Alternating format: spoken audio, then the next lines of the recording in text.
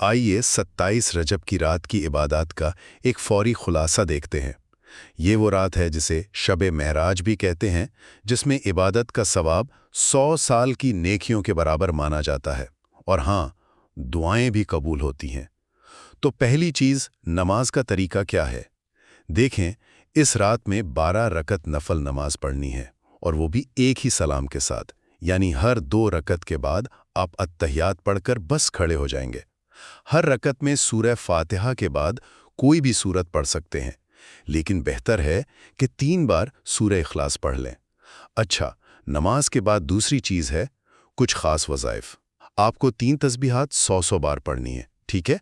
पहली 100 बार सुभान अल्लाह वल्हम्दुलिल्लाह वला इलाहा इल्लल्लाह वल्लाहु अकबर। दूसरी 100 बार इस्तग़फ़ार। और तीसरी 100 बार दुरूद पाक। और आखिरी बात, दुआ की कबूलियत।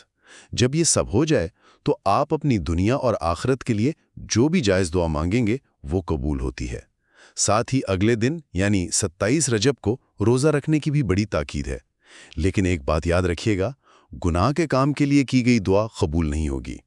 तो खुलासा ये है कि सही नीयत के साथ ये मखसूस नमाज और वज़ाइफ आपकी दुआओं की कबूलियत का एक बेहतरीन मौका है।